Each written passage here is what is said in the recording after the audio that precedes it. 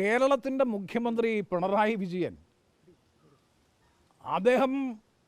അദ്ദേഹം ജ്യോതിബാസുവിൻ്റെ അനുസ്മരണവുമായി ബന്ധപ്പെട്ട സ്മാരകത്തിൻ്റെ ഉദ്ഘാടനത്തിൻ്റെ ചടങ്ങ് പോലും ബഹിഷ്കരിച്ചുകൊണ്ട് കൊച്ചിയിൽ വന്ന് പ്രധാനമന്ത്രിയെ സ്വീകരിച്ച പാർട്ടിയുടെ നേതാക്കന്മാരാണത് സൂചിപ്പിക്കുന്നത്. RSSൻ്റെ പരിപാടിയിൽ പങ്കെടുത്ത പാർലമെൻറ്റ് അംഗങ്ങൾ രാജ്യസഭയിലുണ്ട്. ഞങ്ങളൊക്കെ പാർലമെൻറ്റ്, അതാണ് ഞാൻ നേരത്തെ പാർലമെൻറ്റ് ഇത് നേരത്തെ മുൻകൂട്ടി ഒരു പ്രോഗ്രാം പ്ലാൻഡ് ആൻഡ് ഷെഡ്യൂൾഡ് പ്രോഗ്രാമാണെങ്കിൽ മനസ്സിലാക്കാം. ഇന്ത്യ മുന്നണി എന്ന പേരിലല്ല അദ്ദേഹം എന്നെ ക്ഷണിച്ചിട്ടുള്ളത്.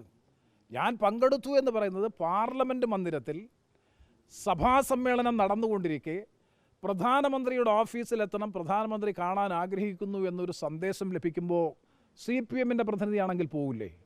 ഉറപ്പാണല്ലോ പോകും. അദ്ദേഹം വിളിച്ച് നേരെ നടന്ന് ക്യാൻറ്റീനിലേക്ക് പോകുന്നു. ക്യാൻറ്റീനിലിരുന്ന് നമുക്ക് ഇവിടെ നിന്ന് ഭക്ഷണം കഴിക്കാമെന്ന് പറയുമ്പോൾ അതല്ല, ഞാൻ CPM ആണ്, ഞാൻ ഇന്ത്യ മുന്നണിയുടെ ഭാഗമാണ്, അങ്ങ് എതിർത്തുകൊണ്ടിരിക്കുന്നയാളാണ്, അങ്ങയോടൊപ്പം ഇരുന്ന് ഭക്ഷണം കഴിക്കില്ല എന്ന് പറയാനുള്ള രാഷ്ട്രീയ ഔചിത്യം CPMൻ്റെ പ്രതിനിധി കാണിക്കുമോ? അവിടെ എന്ത് അനൗചിത്യമാണ് കാണിച്ചത്? ഏത് തരത്തിലുള്ള ആലോചനയാണ് ഈ കാര്യത്തിൽ വേണ്ടത്? പെട്ടെന്ന് പ്രധാനമന്ത്രിയുടെ ഓഫീസിൽ അദ്ദേഹം കാണണമെന്ന് ഇന്ത്യ മുന്നണിയുമായിട്ട് ആലോചിക്കണോ? അല്ലെങ്കിൽ ഈ പ്രധാനമന്ത്രിയുടെ ഓഫീസിലേക്ക് പോകണ്ടേ എന്ന് ആലോചിക്കണോ?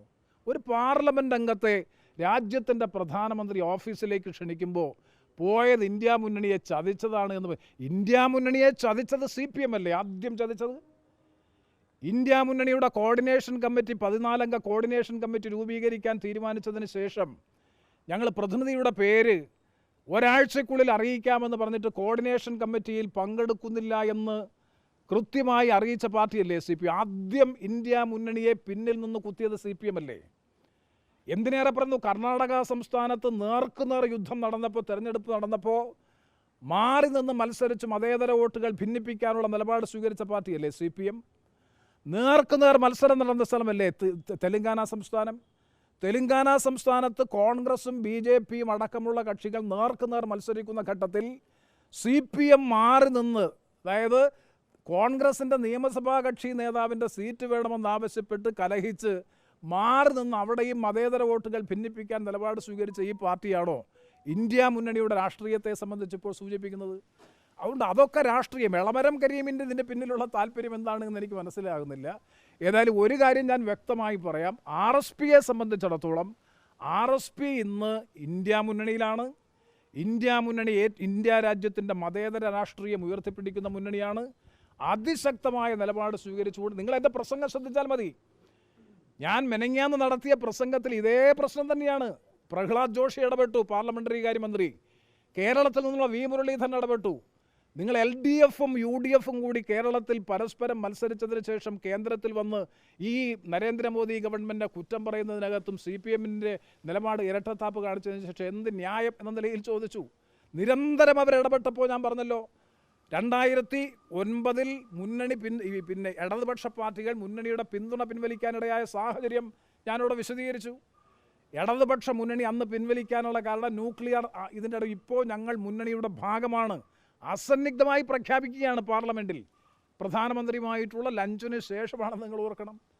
ഇനി രാഷ്ട്രീയം പറയാനാണെങ്കിൽ അല്ലെങ്കിൽ മറ്റേതെങ്കിലും തരത്തിലുള്ള രഹസ്യപരമായ കാര്യങ്ങൾ കൈകാര്യം ചെയ്യുകയാണെങ്കിൽ പാർലമെൻറ്റിൻ്റെ ഏറ്റവും എല്ലാവരും വന്നു പോകുന്ന ക്യാൻറ്റീനിൽ 8 പേരെ വിളിച്ചിരുത്തിയിട്ടാണോ രാഷ്ട്രീയ ചർച്ചകൾ നടത്തുന്നത്?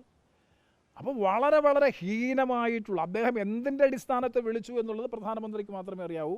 അത് പ്രധാനമന്ത്രിയുടെ ഓഫീസാണ് വിശദീകരിക്കേണ്ടത്, ഞാനല്ല. എന്നെ ക്ഷണിച്ചു, ഞാൻ പോയപ്പോൾ ഭക്ഷണം കഴിക്കാൻ അദ്ദേഹം ആവശ്യപ്പെട്ടു, അദ്ദേഹത്തോടൊപ്പം ഭക്ഷണം കഴിച്ചു എന്നതിനപ്പുറത്തേക്ക് ഇതിന് ഒരു രാഷ്ട്രീയ പരിപ്രേക്ഷ്യവും ഇല്ല എന്ന് മാത്രമല്ല, അതിൻ്റെ ഏറ്റവും വലിയ തെളിവാണ് അതിനുശേഷം പാർലമെൻറ്റിൽ നടന്ന നിരാകരണ പ്രമേയം അവതരിപ്പിച്ചുകൊണ്ട് ഞാൻ നടത്തിയ പ്രസംഗം. അത് കേട്ടാൽ എളമരം കരീമിൻ്റെ സംശയം 100% തീരും. എളമരം കരീമിൻ്റെ സംശയം തീർക്കണമെന്നുണ്ടെങ്കിൽ ആ ഒറ്റ പ്രസംഗം ശ്രദ്ധിച്ചാൽ മതി. CPMൻ്റെ ഒരു പ്രതിനിധി പോലും ആ നിലയിൽ ഇടപെടാനോ ഒരു ബദൽ പ്രമേയം അവതരിപ്പിക്കാനോ പോലും തയ്യാറാകാത്തവരാണ് സത്യത്തിൽ ഇപ്പോൾ ആക്ഷേപവും. ഇത് വളരെ കൃത്യമാണ്, വ്യക്തമാണ്. കൊല്ലം ലോക്സഭാ മണ്ഡലത്തിലെ ന്യൂനപക്ഷ സമൂഹത്തിൽപ്പെട്ട വോട്ടിങ്ങിൽ കണ്ണുവെച്ചുകൊണ്ട് വളരെ കൃത്യമായി പ്ലാൻ ചെയ്ത് അവർ നടപ്പാക്കിക്കൊണ്ടിരിക്കുന്നൊരു ക്യാമ്പയിനാണ്. സമൂഹ മാധ്യമങ്ങളിൽ വളരെ ഹീനമായിട്ടുള്ള ക്യാമ്പയിനാണ് നടത്തിക്കൊണ്ടിരിക്കുന്നത്. അതിനെ അതിജീവിച്ച് മുന്നോട്ട് പോകാൻ രാഷ്ട്രീയമായി ഞങ്ങൾക്ക് നല്ല കരുത്തുണ്ട്, ശക്തിയുണ്ട്. അത് മുന്നോട്ട് പോകും.